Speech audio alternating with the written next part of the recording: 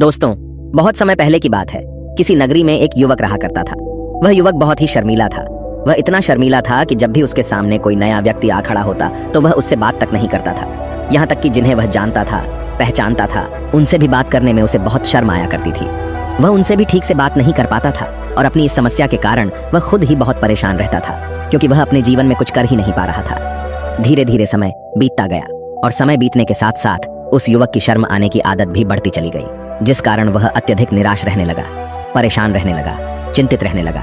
उसे यह समझ नहीं आ रहा था कि वह अपनी इस समस्या से किस तरह से छुटकारा पाए। उसके घर वाले भी अब उसकी इस समस्या को लेकर बहुत चिंतित रहने लगे थे। वे सोचते थे इसका क्या होगा, या अपने जीवन में कुछ कर पाएगा भी या नहीं। जब भी वह कहीं पर काम के लिए जाता तो लोग उसके इस सीधेपन का फायदा उठाते, उसे परेशान करते। वह कुछ ज्यादा कह नहीं पाता था, जिस कारण उसे कोई कुछ भी कह देता और वहां से चला जाता। इन्हीं सब कारणों की वजह से उसका मन कहीं भी किसी भी काम में नहीं लगता। वह हर काम को कुछ ही दिनों में छोड़ दिया करता। उसके मन में बहुत कुछ चल रहा था। उसके मन में विचारों के तूफान उठ रहे थे। वह सबसे बहुत कुछ कहना चाहता था, लेकिन अपनी इस आदत के कारण वह किसी से कुछ नहीं कह पा रहा था। वह अंदर ही अंदर घुटता जा रहा था। सारे विचार, सारी बातें उसके मन में ही दबी पड़ी थी, लेकिन कभी भी वह किसी से भी अपने मन की बात नहीं बताता था। जब छोटा सा बच्चा था तब उसे लोग बहुत पसंद करते थे। उसकी इस आदत को भी लोग सराहते थे, लेकिन इसी आदत की वजह से जब वह बड़ा हो गया, युवा हो गया, तो इसी आदत के कारण उसे अपना जीवन जीने में भी अत्यधिक परेशानियां उठानी पड़ रही थी। और वह युवक भी अपनी इस गलती के कारण बहुत परेशान रहता। अपनी इस एक आदत से छुटकारा पाना चाहता था। वह चाहता था कि वह लोगों से अपने मन की बात खुलकर कह पाए। वह जो कुछ करना चाहता है, जो कुछ कहना चाहता है, वह सबसे वह खुलकर कह सके, कर सके। लेकिन जब भी कोई दूसरा उसके सामने आता तो उसकी जुबान मानो खुलती ही नहीं। यहाँ तक कि वह अपने माता पिता के सामने भी ठीक से बात नहीं कर पाता था। केवल उसके कुछ मित्र थे जिनसे वह अपने मन की बात कर पाता था। जब भी वह किसी बात का जवाब देता तो लोग उसकी हंसी उड़ाते, उसका मजाक बनाते। लोग कहते कि आज तो तेरे मुंह में भी जबान आ गई है। यह समस्या दिन ब दिन बढ़ती चली जा रही थी और इस समस्या के कारण अब उसके पिता भी अत्यधिक चिंतित रहने लगे थे। वह चाहते थे कि उनका बेटा भी दूसरों के सामने अपने मन की बात रख सके, लेकिन एक दिन जब अपने उस बेटे को दूसरों के सामने शर्मिंदा होता हुआ देख रहे थे, तभी उन्हें बहुत क्रोध आया और वह अपने बेटे को खरी खोटी सुनाने लगे। उन्होंने उसे इतना डांट दिया कि वह युवा लड़का अत्यधिक क्रोधित हो गया और वहां से बिना कुछ कहे वह वहां से चला गया। शाम हो चुकी थी और अब तक उनका बेटा घर नहीं लौटा था। माता और पिता दोनों बड़े ही चिंतित थे। वे अपने बेटे को वापस घर पर देखना चाहते थे, लेकिन युवा लड़का तो भागते भागते पहाड़ की चोटी पर जा पहुंचा था। वह वहां से नीचे की ओर झांक रहा था और ईश्वर से कह रहा था, हे भगवान, आपने मुझे ऐसा क्यों बनाया? लोग मेरा मजाक उड़ाते हैं, लोग मेरी हंसी उड़ाते हैं। जब मैं इस दुनिया में अपने मन की बात रख ही नहीं सकता, मैं किसी से कुछ कह ही नहीं सकता, तो फिर मैं इस जीवन को जीकर क्या करूंगा? जब भी मैं किसी से कुछ कहने की कोशिश करता हूँ तो लोग मेरा मजाक बनाते हैं, मेरी हंसी उड़ाते हैं। यहाँ तक कि वह मुझसे कुछ भी कहकर चले जाते हैं और मैं उनका जवाब नहीं दे पाता। ऐसा जीवन जीकर मुझे क्या मिलेगा? इसलिए मैं तेरे पास आ रहा हूँ। इतना कहकर जैसे ही वह युवक कूदने की तैयारी कर रहा था कि तभी पीछे से आवाज सुनाई पड़ी, बेटा, जान देना तो बहुत आसान है, लेकिन इस जान को तुम वापस नहीं पा सकोगे। जैसे ही यह आवाज उसके कानों में पड़ी, वह पीछे मुड़कर देखने लगा। उसने जैसे ही पीछे मुड़कर देखा, उसने पाया कि एक बौद्ध भिक्षु उसके पीछे खड़े हैं। उन्हें देखकर वह डर सा गया और अपने कदम पीछे खींच लिए और चुपचाप वहां पर खड़ा हो गया। अपनी आदत के कारण वह उनसे कुछ कह नहीं पा रहा था। तभी बौद्ध भिक्षु उस युवक से कहते हैं, बेटा, क्या बात है? आखिर तुम यहाँ पर क्या कर रहे हो और तुम अपने इस जीवन को क्यों समाप्त करना चाहते हो? यह अनमोल जीवन बहुत कम लोगों को नसीब होता है और तुम्हें यह जीवन व्यर्थ लगता है। इस पर वह युवक कहता है, नहीं नहीं, कुछ नहीं, मैं तो बस यहाँ पर खड़ा होकर देख रहा था। तभी बौद्ध भिक्षु उस युवक से कहते हैं, बेटा, मैं जानता हूँ कि तुम यहाँ पर क्या करने आए थे। तुम मुझसे कुछ नहीं छुपा सकते, लेकिन मैं चाहता हूँ कि तुम अपनी समस्या मुझसे खुद बताओ, तभी मैं उसका समाधान तुम्हें बता पाऊंगा। यदि तुम चाहते हो कि कोई तुम्हारी मदद करे तो उसके लिए पहले तुम्हें ही आगे बढ़ना होगा। यदि तुम चाहते हो कि मैं तुम्हारी समस्या का समाधान करूं तो तुम्हें मुझे अपनी समस्या बतानी होगी, वरना मैं कुछ नहीं कर सकूंगा। उन बौद्ध भिक्षुओं की यह बात सुनकर वह युवक कहता है, नहीं नहीं, मैं ठीक हूं, मैं सच कह रहा हूं। उस युवक की यह बात सुनकर बौद्ध भिक्षु उस युवक से कहते हैं, ठीक है बेटा, यदि तुम नहीं चाहते कि मैं तुम्हारी मदद करूं तो कोई बात नहीं, मैं तुम्हारी बात पर विश्वास कर लेता हूं। लेकिन तुम्हें भी मेरी एक बात पर विश्वास करना चाहिए कि मैं तुम्हारी मदद के लिए ही यहाँ पर आया हूँ। तुम चाहो तो तुम अपनी समस्या मुझे बता सकते हो और मैं तुम्हारी इस समस्या का समाधान भी अवश्य करूंगा। इसका जवाब देते हुए युवक उन बौद्ध भिक्षु से कहता है, नहीं नहीं, मैं ठीक हूँ, आप जाइए। इस पर वह बौद्ध भिक्षु उस युवक से कहते हैं, ठीक है बेटा, यदि तुम चाहते हो कि मैं यहाँ से चला जाऊं तो मैं यहाँ से चला जाता हूँ, लेकिन मेरी एक बात याद रखना, मेरे जाने के बाद मैं तुम्हारी कोई मदद नहीं कर पाऊंगा और हो सकता है कि तुम्हारी मदद के लिए कोई और आगे भी ना आए। इतना कहकर बौद्ध भिक्षु पीछे की ओर मुड़े और अपने मार्ग में आगे बढ़ने लगे। वो युवक वहीं पर खड़ा होकर यह सब देख रहा था। जैसे ही वह कुछ दूर पहुंचे तभी उस युवक ने जोर से आवाज लगाई, हे गुरुदेव, मेरी समस्या बहुत बड़ी है, क्या आप उसका समाधान कर सकेंगे? क्या आप मुझे उसका समाधान दे सकेंगे? यह सुनकर बौद्ध भिक्षु वहीं पर खड़े हो गए। पीछे मुड़कर उन्होंने उस युवक की बात का जवाब देते हुए कहा, बेटा, इस दुनिया में कोई भी ऐसी समस्या नहीं है जिसका कोई समाधान न हो। यदि तुम मुझे अपनी समस्या बताओगे तो मैं उसका समाधान अवश्य करूंगा। तभी वह युवक उन बौद्ध भिक्षु से अपनी समस्या बताते हुए कहता है, गुरुवर, मेरी एक बहुत बड़ी समस्या है कि मैं शर्मीला हूँ, जिस कारण मैं किसी से कोई बात नहीं कर पाता। यहाँ तक कि मैं अपने मन की बात भी किसी को नहीं बता पाता। जब भी मैं किसी से बात करने की कोशिश करता हूँ तो लोग मेरा मजाक उड़ाते हैं, मेरी हंसी उड़ाते हैं। जब भी मुझे कोई खरी खोटी सुनाता है, उल्टी सीधी बातें करता है, तो मैं उनका जवाब नहीं दे पाता। मैं लोगों की तरह चालाक बनना चाहता हूँ, लोगों की तरह बातों का जवाब देना चाहता हूँ, अपने मन की बात करना चाहता हूँ। मैं इस दुनिया के साथ कदम से कदम मिलाकर आगे बढ़ना चाहता हूँ। क्या इसका कोई समाधान है? उन भिक्षु ने उस युवक की सारी बातें ध्यानपूर्वक सुनी और फिर जवाब देते हुए कहते हैं, बेटा, जरूरत से ज्यादा शर्मीला होना, इसका अर्थ यह है कि तुम्हारे अंदर कोई डर है जिसे तुम पहचान नहीं पा रहे, जिस कारण उसका समाधान करने में भी असमर्थ हो। शर्म करना अलग बात है और डरना अलग। जब हमारे भीतर डर होता है तब हम कहीं भी, किसी से भी कोई भी बात नहीं कर सकते। हमें चारों तरफ केवल डर ही नजर आता है और हम हर जगह से डरते ही रहते हैं, लेकिन इसे शर्माना नहीं कहते। शर्म तो बस एक हद तक तुम्हें चुप रख सकता है। फिर वह बौद्ध भिक्षु उस युवक से कहते हैं, बेटा, तुम सबसे अधिक किससे शर्माते हो? युवक इसका जवाब देते हुए कहता है, गुरुवर, मुझे अपने पिता से बात करने में बहुत शर्म आती है, मैं उनके सामने कुछ बोल ही नहीं पाता। तभी वह बौद्ध भिक्षु उस युवक से कहते हैं, अच्छा, तो यह बताओ, जब तुम अपने पिता से बात कर रहे होते हो या फिर बात करने का प्रयास करते हो तो तुम्हारे मन में कैसे ख्याल आते हैं? युवक इसका जवाब देते हुए कहता है, गुरुवर, जब भी मैं अपने पिता से बात करने का प्रयास करता हूँ तो मुझे ऐसा लगता है कि मानो मेरे पिता अभी मुझे डांट देंगे, मुझ पर क्रोध करेंगे, मुझसे या नाराज हो जाएंगे, और कहीं ना कहीं मुझे यह भी लगता है कि मैं कुछ गलत बात ही करूंगा। यहाँ तक कि मेरे मन में ऐसे भी ख्याल आते हैं कि शायद मेरे पिता मुझसे प्यार ही नहीं करते। परंतु गुरुवर, आप कहते हैं कि शर्म अलग है और डरना अलग बात है, तो क्या कोई ऐसा उपाय है जिससे मुझे डर ही ना हो? क्या कोई ऐसा रास्ता है जिससे मेरे अंदर का यह डर पूरी तरह से समाप्त हो जाए? कृपा करके मुझे इस समस्या का समाधान बताइए। मुझे अपने इस डर से बाहर निकलना है, मुझे लोगों की तरह अपने इस जीवन को खुलकर जीना है। उस युवक की ये सारी बातें सुनकर बौद्ध भिक्षु उस युवक से कहते हैं, जाओ और अपने पिता से कहो कि मुझे कुछ काम करना है और उसके लिए मुझे आपसे कुछ धन चाहिए। यदि तुम उनसे धन मांगने में कामयाब हो गए तो मैं तुम्हें तुम्हारी समस्या का समाधान अवश्य बताऊंगा।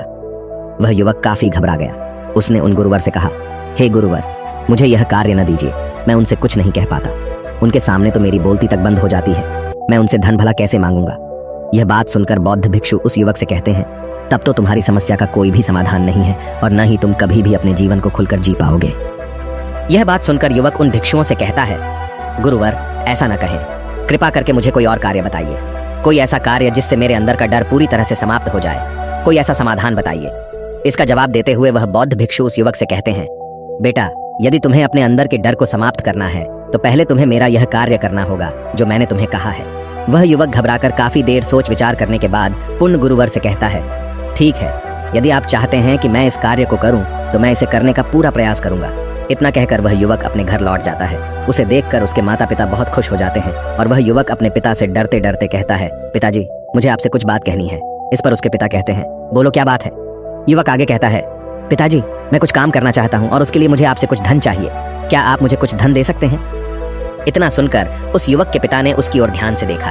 काफी देर देखने के बाद वह खुशी से झूम उठे और तुरंत ही उन्होंने कुछ धन अपने पुत्र के हाथों पर रख दिया और कहने लगे, बेटा, इतना धन काफी है कि तुम्हें और चाहिए? इसके जवाब में वह युवक अपने पिता से कहता है, नहीं नहीं पिताजी, इतना काफी है, मैं इतने से काम चला लूंगा। वह युवक उस धन को लेकर तुरंत दौड़ा दौड़ा उन बौद्ध भिक्षु के पास लौटा और जो धन उसने अपने हाथों में ले रखा था उसे दिखाते हुए वह कहता है, गुरुवर, जैसा आपने कहा था, मैं धन लेकर आपके पास आ चुका हूँ। मैंने अपने पिता से धन मांग लिया है, अब मुझे आप मेरी समस्या का समाधान बताओ। तभी बौद्ध भिक्षु उस युवक से कहते हैं, अरे इतनी जल्दी क्या है, अभी तो तुम्हें मेरे लिए एक और काम करना है, तभी मैं तुम्हें तुम्हारी समस्या का समाधान अवश्य बताऊंगा। और यदि तुम मेरे लिए इस कार्य को नहीं पूरा कर सके तो मैं तुम्हें कभी भी तुम्हारी समस्या का समाधान नहीं बताने वाला।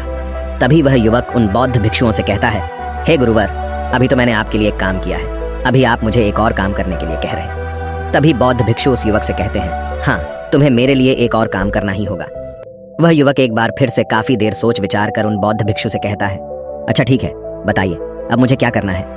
इसके जवाब में बौद्ध भिक्षु उस युवक से कहते हैं, जाओ और यह धन जो तुमने अपने पिता से मांग कर लाया है इस धन को वापस अपने पिता को लौटा दो और साथ साथ यह भी कहना कि पिताजी, मैं अभी काम नहीं करना चाहता, लेकिन जब समय आएगा तो मैं आपसे यह धन वापस ले लूंगा और उससे अपना काम पूरा करूंगा। यह बात सुनकर युवक एक बार फिर से ऊपर से नीचे तक पूरी तरह से कांप गया और कहने लगा, गुरुवर, आप मुझे कोई और काम सौंप दीजिए, मैं उसे जरूर करूंगा। लेकिन अब यदि मैं धन लेकर उनके पास वापस गया तो वह क्या सोचेंगे मेरे बारे में? मैं तो शर्मिंदा हो जाऊंगा उनके सामने। इसलिए गुरुवर, कृपया करके मुझे कोई और काम दे दे। तभी बौद्ध भिक्षु उस युवक से कहते हैं, बेटा, जो काम मैंने तुम्हें सौंपा है, तुम्हें उसी कार्य को पूरा करना होगा, अन्यथा तुम्हारी समस्या का समाधान मैं तुम्हें नहीं बताने वाला। काफी देर सोच विचार करने के बाद वह उन बौद्ध भिक्षु से कहता है, ठीक है गुरुवर, मैं वापस जाता हूँ और यह धन लौटा कर मैं अभी आता हूँ। वह तुरंत दौड़ा दौड़ा अपने पिता के पास वापस लौटा। उसने अपने पिता से कहा, पिताजी, मैं यह धन अभी नहीं लेना चाहता, अभी यह धन आप मुझसे वापस ले लीजिए। जब मुझे कोई काम पड़ेगा तो मैं आपसे यह धन वापस ले लूंगा। उसके पिता ने उस युवक की तरफ घूर घूर कर काफी देर तक देखा और फिर मुस्कुराते हुए कहने लगे, बेटा, मैं समझता हूं कि किसी भी काम को शुरू करने से पहले हमें उसके बारे में जानकारी इकट्ठा करनी चाहिए। उसके बारे में समझना जरूरी है। कब, क्या, कैसे और कब तक करना है, इसके बारे में भी हमें जानकारी लेनी जरूरी है। कोई भी काम ऐसे ही नहीं शुरू किया जा सकता।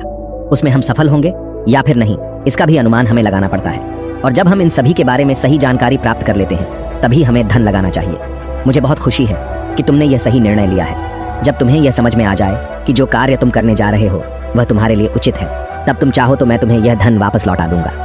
युवक अपने पिता से यह सारी बातें सुनकर मन ही मन बहुत प्रसन्न था। उसने यह तो उम्मीद तक नहीं की थी कि उसके पिता हंसकर उसे इस तरह से सारी बातें समझाएंगे।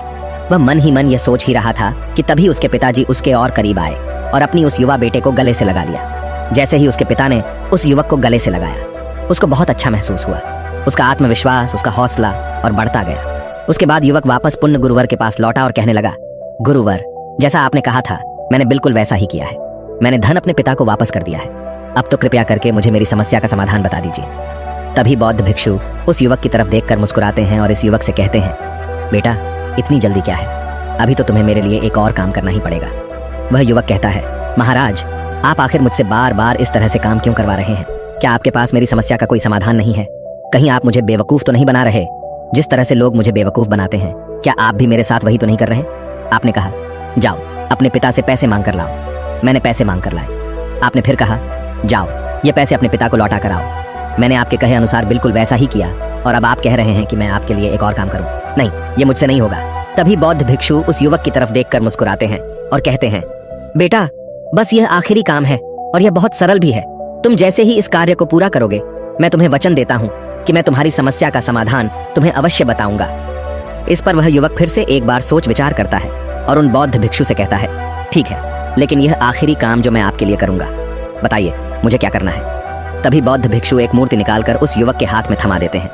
वह मूर्ति दिखने में बहुत ही साधारण सी थी, लेकिन वह बौद्ध भिक्षु उस युवक से कहते हैं, बेटा, तुम्हें इसे बाजार में ले जाना है, इसे बेचना है और इसके बदले में तुम्हें 100 सोने के सिक्के लेकर आने हैं। जब तुम यह करने में सफल हो जाओगे तभी मैं तुम्हें तुम्हारी समस्या का समाधान तुम्हें बता पाऊंगा। वह युवक उस मूर्ति को अपने हाथ में लेकर बड़े ही गौर से देखता है और उन बौद्ध भिक्षुओं से कहता है, हे गुरुवर, ये तो बड़ी ही साधारण सी मूर्ति लग रही है, मानो मिट्टी की बनाई गई हो। इसके लिए भला 100 सोने के सिक्के मुझे कौन देगा? कहीं आपका माथा फिर तो नहीं गया है? इसके 1 या 2 सोने के सिक्के मिल जाए वही बहुत है, लेकिन इसके लिए 100 सोने के सिक्के कोई नहीं देगा। तभी बौद्ध भिक्षु उस युवक से कहते हैं, बेटा, मैंने जो तुम्हें काम सौंपा है, यदि तुम उसे पूरा करोगे तभी तुम्हें तुम्हारी समस्या का समाधान मिल पाएगा, अन्यथा तुम चाहो तो अपने घर लौट सकते हो, फिर से वही अपने पुराने जीवन में जहां लोग तुम्हारा मजाक बनाते हैं, लोग तुम्हें डराते हैं, सताते हैं। मैं तुम्हें यहाँ अपने डर को निकलने में तुम्हारी मदद कर रहा हूँ। तुम मेरे यह काम करके अपने डर को धीरे धीरे भगा पाओगे। मेरे इस काम को पूरा कर दो, तुम्हें सब समझ आ जाएगा।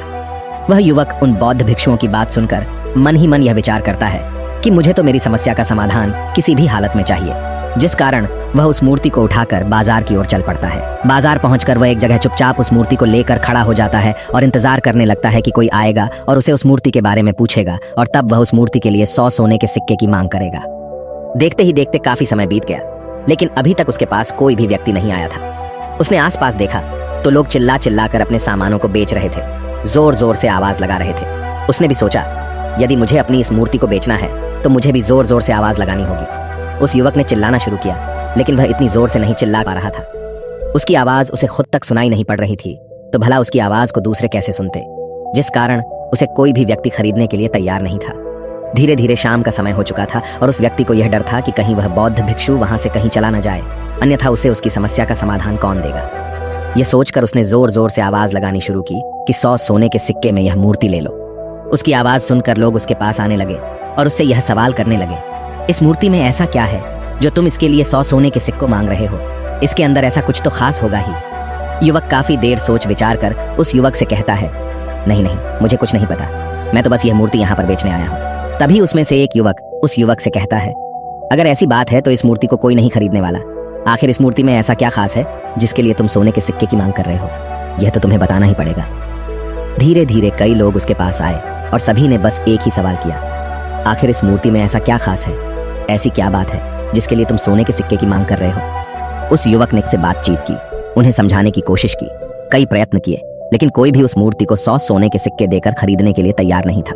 वह निराश हो गया, उसे कुछ समझ नहीं आ रहा था कि वह क्या करे। तभी बाजार में उसने देखा कि कुछ लोग अपने सामानों की खासियत बता रहे हैं, उसे बेचने के लिए उसकी खास बातों के बारे में लोगों को समझा रहे हैं। यह देखकर उसने भी सोचा कि मुझे भी इस मूर्ति की कुछ खासियत लोगों को बतानी होगी।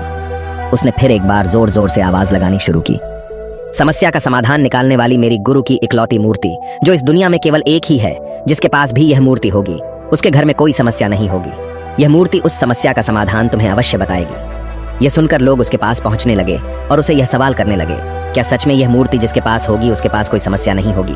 क्या सच में यह सभी समस्याओं का समाधान करती है? इसका जवाब देते हुए युवक कहता है, हाँ, सभी समस्याओं का समाधान कर देती है। यदि आप इस मूर्ति को ले जाते हैं, आपके घर में कोई भी समस्या होगी तो उसका समाधान ये आपको अवश्य बताएगी। चाहे कोई भी समस्या हो, कैसी भी समस्या हो, कैसी भी परिस्थिति हो, आपको इसका समाधान अवश्य मिलेगा। इतना सुनने के बाद अब वही एक मूर्ति सबको चाहिए थी। उस मूर्ति के दाम लगाने लगे। कोई उसे 200 सोने के सिक्के तो कोई 400, कोई 600 तो कोई 1000 सोने के सिक्के देने के लिए तैयार था। उस मूर्ति की कीमत लगातार बढ़ती जा रही थी। जैसे जैसे लोगों को पता चलता जा रहा था कि यह मूर्ति लोगों की समस्या का समाधान करती है, लोग उसे किसी भी कीमत पर खरीदने के लिए तैयार हो गए थे। अब वह युवक भी आत्मविश्वास के साथ और जोर से चिल्ला रहा था, लोगों को उस मूर्ति के बारे में समझा रहा था, बता रहा था। अब उसके मन में कोई डर नहीं था। वह लोगों को उस मूर्ति के बारे में पूरे आत्मविश्वास के साथ बिना घबराए उस मूर्ति की खासियत बताने में लगा हुआ था, जिस कारण लोग उस पर भरोसा कर रहे थे और वह भरोसा लोगों की नजरों में नजर भी आ रहा था। जैसे जैसे अंधेरा होता गया, लेकिन लोगों की भीड़ मानो कम होने का नाम ही नहीं ले रही थी। लोग उस मूर्ति को खरीदना चाहते थे। उस युवक ने जोर से आवाज लगाई कि मुझे क्षमा करें, यह मेरे गुरु की मूर्ति है और मैं इसे बेचना नहीं चाहता। इतना कहकर वह युवक उस मूर्ति को लेकर वापस खाली हाथ लौट आया और उन गुरुवर के पास पहुंचा और उन गुरुवर से कहने लगा, हे गुरुदेव, आपका बहुत बहुत धन्यवाद। इस मूर्ति ने मेरी समस्या का समाधान कर दिया। मुझे समझ में आ गया कि मेरी क्या समस्या थी। हालांकि मैं इसे बेचकर सोने के सिक्के तो आपके लिए नहीं ला पाया, लेकिन मुझे मेरी समस्या का समाधान अवश्य मिल गया। आपका बहुत बहुत धन्यवाद। इस बात को सुनकर बौद्ध भिक्षु उस युवक से कहते हैं, बेटा, मैंने तुम्हारी समस्या का समाधान नहीं किया है, तुमने तो खुद ही अपनी समस्या का समाधान किया। अपनी समस्या तुमने खुद ही सुलझाई है। तुम्हारे मन में हजारों सवाल थे, मैं यह करूंगा तो लोग क्या कहेंगे, मेरे बारे में क्या सोचेंगे, यदि मैं अपना मुंह खोलूंगा तो लोग मेरे पर हंसेंगे, यदि मैंने मुंह खोला तो मैं कुछ गलत ही करूंगा। ऐसे कई सारे विचार तुम्हारे मन में थे, ऐसे कई सारे डर तुमने अपने मन में पाल रखे थे। लेकिन जब इस मूर्ति के बेचने के दौरान तुमने उन हजारों लोगों का सामना किया, उनके सामने खुलकर अपनी बात रखी, उनके सामने खुलकर वह कहा जो तुम्हें कहना था, तो तुम्हारे मन का डर खुद समाप्त हो गया। जिसे तुम शर्माना कहते थे, वो अपने आप ही तुम्हारे भीतर से कहीं गायब हो गया। युवक अपने गुरु की यह बात सुनकर अपने गुरुवर से कहता है, गुरुवर, आप सही कहते हैं। आपने आज मेरे मन में वो विश्वास जगा दिया है जिसे मैं अब अपने जीवन में कुछ भी हासिल कर सकता हूँ। आपका बहुत बहुत धन्यवाद। डर को धीरे धीरे खत्म करने से ना ही आपको शर्म आएगी और ना ही डर लगेगा। और जब आपके भीतर का डर हमेशा के लिए समाप्त हो जाएगा, तो आप अपने जीवन में जो भी कुछ करना चाहते हैं, जो भी कुछ पाना चाहते हैं, उसका रास्ता आपके लिए पूरी तरह से साफ हो जाएगा और आप अपने मार्ग पर तेजी से आगे की ओर बढ़ने में सक्षम भी हो जाएंगे। इसलिए लोग क्या कहते हैं, क्या कहेंगे, ये सब छोड़ दीजिए और खुद पर विश्वास कीजिए, क्योंकि आप ही हैं जो अपने इस डर का सामना कर सकते हैं। अगर आप किसी ऐसे व्यक्ति को जानते हैं जो हर वक्त शर्माता है या अपनी बात खुलकर लोगों के सामने नहीं रख पाता, तो ये वीडियो उनके साथ शेयर करना ना भूलें। दोस्तों, उम्मीद है कि आपने आज के इस वीडियो से जरूर कुछ न कुछ सीखा होगा। ऐसी ही ज्ञान से भरपूर कहानियां सुनने के लिए सब्सक्राइब करें। और दोस्तों, हमें काफी सारे कमेंट्स आए हैं ये पूछते हुए कि हम कहानियां कहां से लेते हैं। हमने इस बारे में सोचकर अपने मेंबर्स को ये कहानियां देने का फैसला किया है। तो अगर आपको कहानियां पढ़ने में इंटरेस्ट है तो प्लीज बोधि इंस्पायर्ड की मेंबरशिप ज्वाइन करें। चलिए मिलते हैं एक और वीडियो में, तब तक के लिए अपना ख्याल रखें। नमो बुद्धाय।